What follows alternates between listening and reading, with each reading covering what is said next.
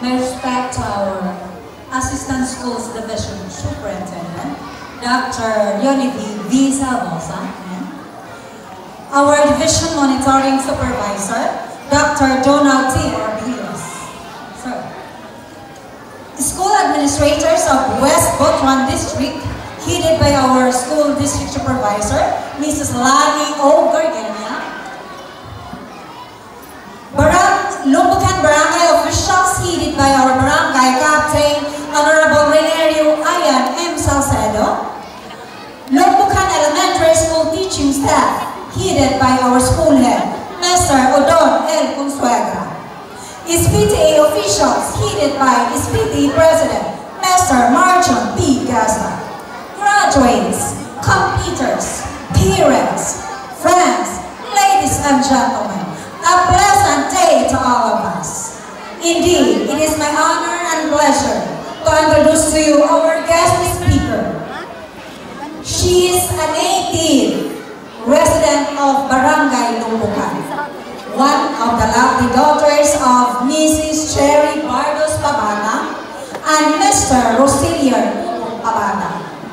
She graduated as the class valedictorian in the year 2013 at Lumbukan Elementary School. She finished her secondary school with highest honors in 2019 at Father Orius Academy of Magallanes Incorporated. She graduated and finished her Bachelor of Science in Nursing recently at Father Saturnino Orius University. She taught in the same year, and luckily, she passed the Philippine Nursing Licensure Examination. Ladies and gentlemen, please help me welcome the product of Lumbukan Elementary School, our guest speaker, Miss Vanessa May Bardos Pabana. A resounding applause.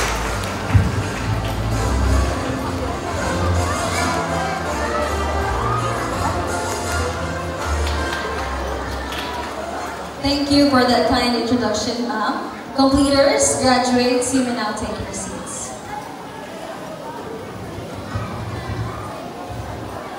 A pleasant morning, everyone.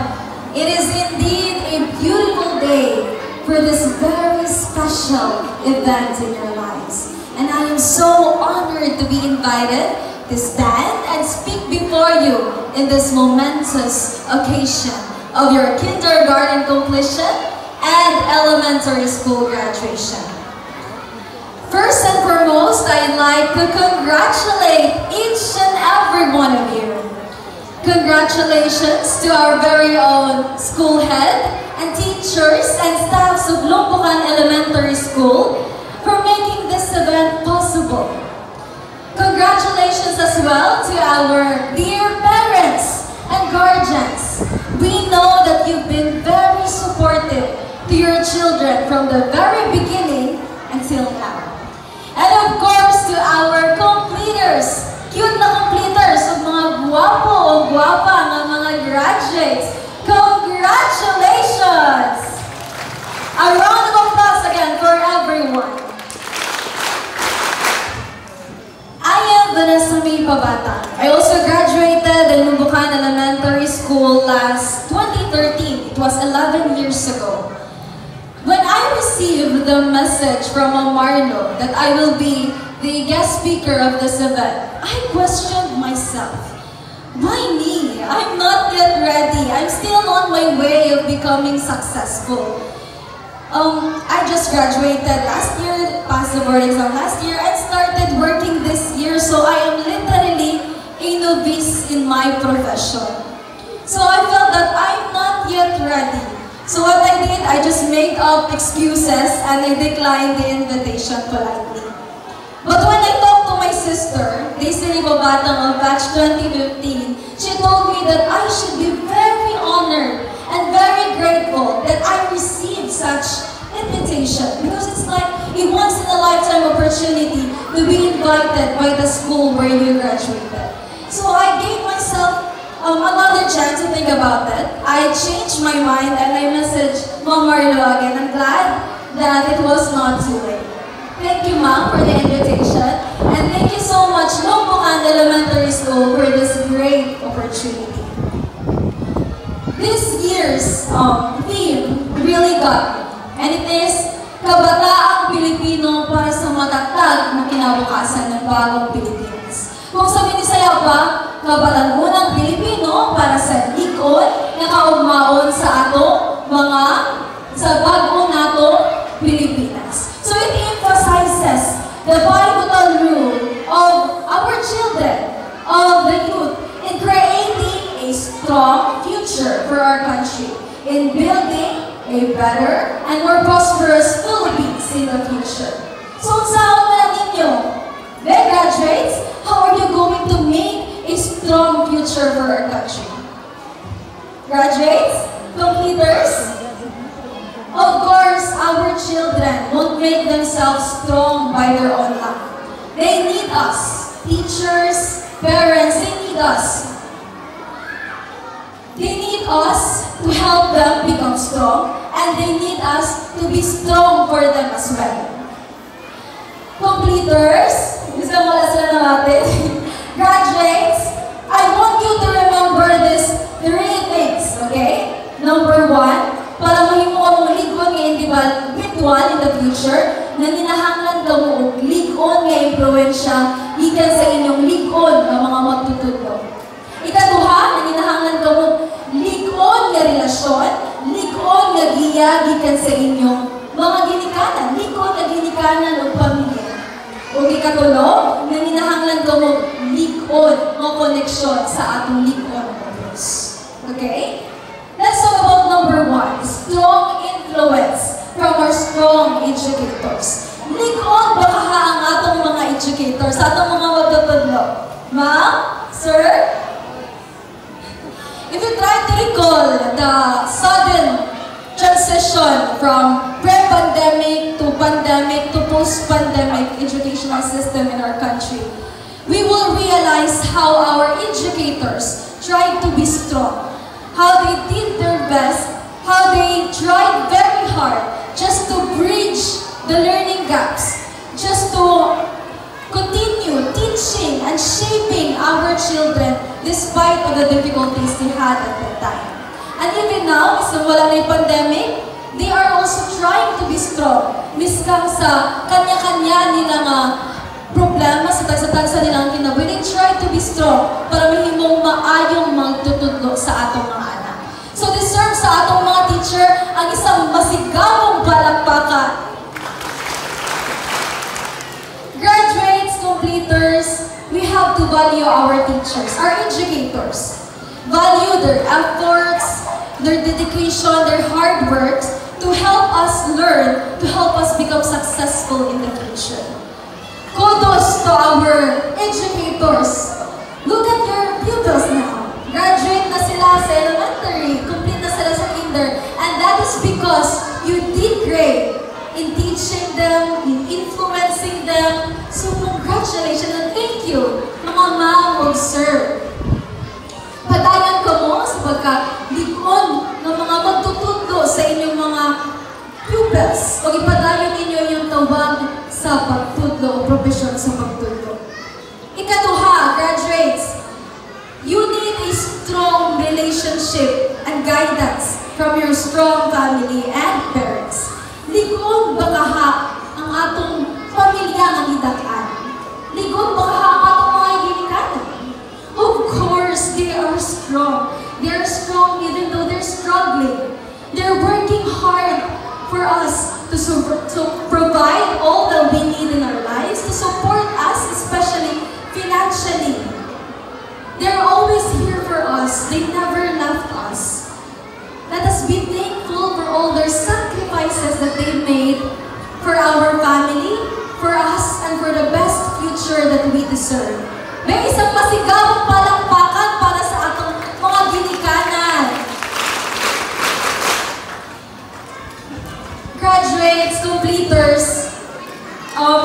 may mga time siguro nga, di na ito masabtan na itong mga ginikanan. Anong inano, anong mga inani, anong dili ni pwede ma, anong dili ni pwede pa.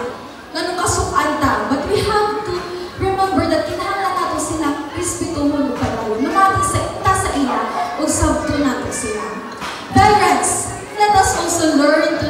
to our children.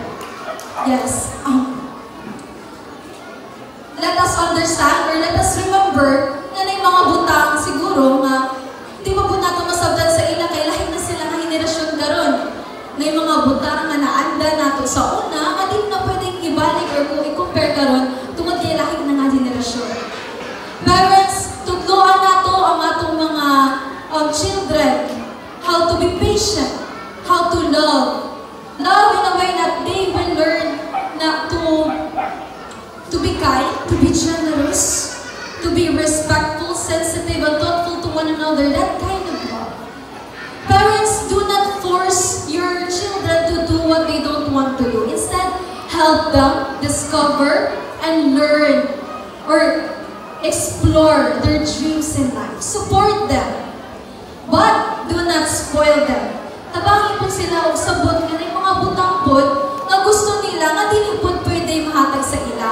Na limitado ra po kung say naa sa ato kung say ika-offer na to sa ila. But if porsigido sila nga makabot ng butang, let us teach them to understand that they have to work hard to have it. Children, graduates, completers, respetuhin nato ang atong mga ginikanan. Let us show and express our love to them every day. Be gentle to your mother. Be gentle to your father. Allow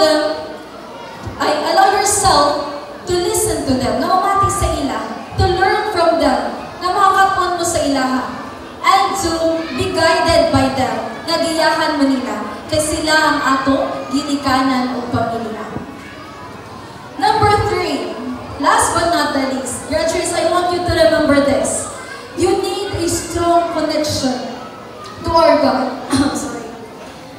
When I was young, I remember I won a contest in a division level, regional level, and I became a national qualifier for this contest.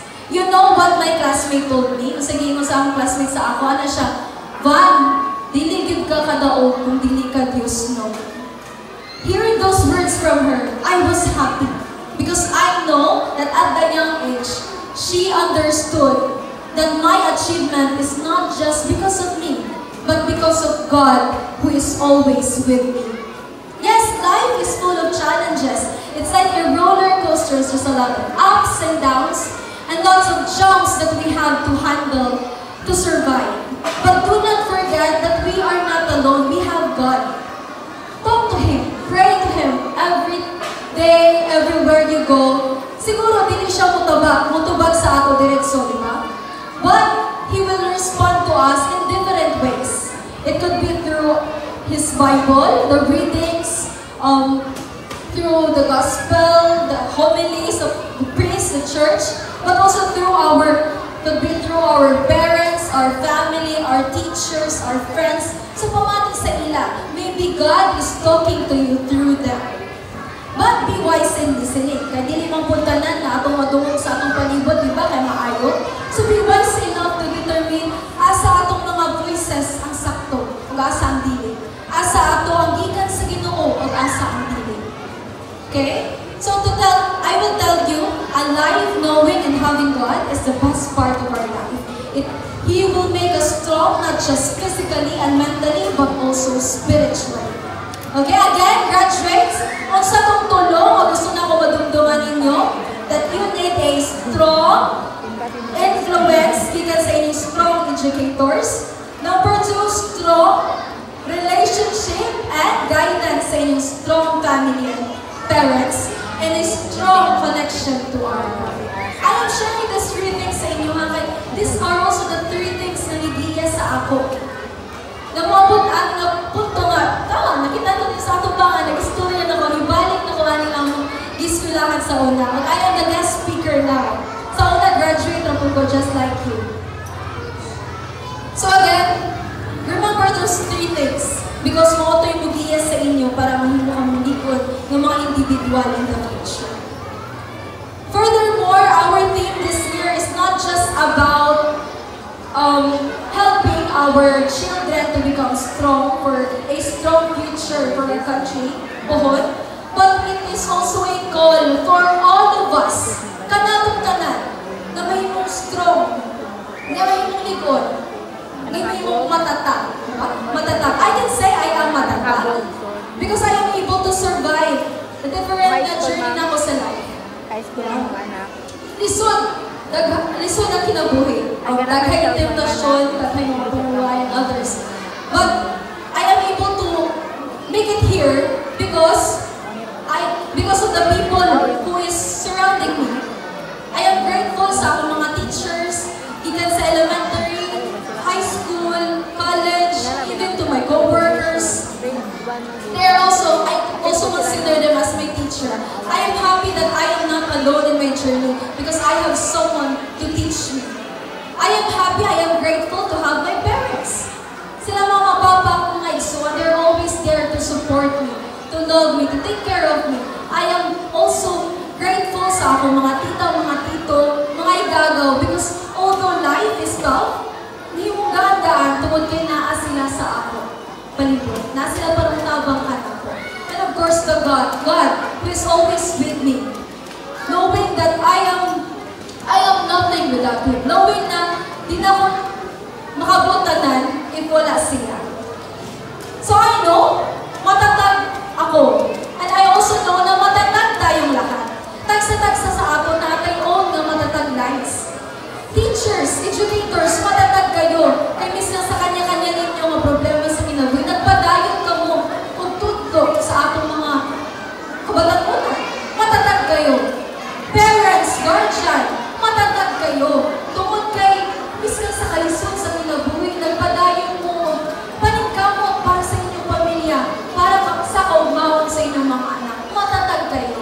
At even ka mo, mga completers, graduates, matatag kayo. Tungod kay nakaya ninyo na accomplishing, na-kompleto ninyo na inyong journey sa kinder o sa elementary. Matatag tayong lahat. Sige nga, i-raise daw inyong right hand. Can you raise your right hand? Everyone? Even the parents, can you raise your right hand? Okay? Can you tap the person sa inyong right side? Huwag na siya na matatag ka. Okay. Raise your left hand. Left hand. Left hand, ma'am. Apil mo. Left hand. Then itap ang person sa iyong left side. Huwag na siya kalikod, bayaw ka. Yes. Matatag tayong lahat. Likod ng tanan. I hope that we keep reminding ourselves how matatag we are. And allow it to remind us that to inspire us to keep moving forward and reaching our dreams. Everyone, thank you so much for listening. Thank you so much for having me here. I hope that you learned something from me. I hope that I helped you realize something. Again, completers, graduates, congratulations. Enjoy this achievement, celebrate and be proud. May God bless us all. Thank you.